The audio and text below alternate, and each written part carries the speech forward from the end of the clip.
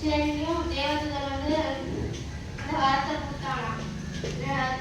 தேவதூதன் சொன்னா காலையில ஆரடி எடுத்து போட்டு தங்கமா மாறும்.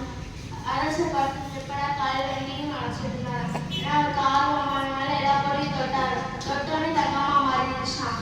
அதே அவர் இது நந்தவனத்துல இருந்து பூவெல்லாம் தொட்டாரு, அதுவும் தங்கமா மாறிடுச்சான். அதுக்கப்புறம் அவர் பசிச்சோடனே சாப்பிட வந்தார். ஒரு ரொட்டியை தொட்டோடனே அது தங்கமா மாறிடுச்சான். தண்ணி குடிக்க போனாலும் அதுவும் தங்கமா மாறிடுச்சான். சரி அப்புறம் அழுதுட்டாராம். அதுக்கப்புறம் அவங்க பொண்ணு எப்போ அழுவாதீங்கக்கா அப்படின்னு சொன்னாங்க. அதுக்கு அவங்க கட்டி பிடிச்சோடனே அவங்க பொண்ணு தங்கமா மாறிட்டாங்க. அதுக்கு அவர் தலையில அடிச்சு வரணும். அதுக்கப்புறம் தேவதூதன் வந்து இந்த தண்ணி எல்லாருமாரையும் சொல்லி அவங்கெல்லாம் மாலைப்படி மாறிடுவாங்கன்னு சொன்னாங்களாம். கதையோட என்ன பொருள் சொல்லி வந்து போதுமன்ற மனமே பொருள் சொல்லி வந்து நன்றி.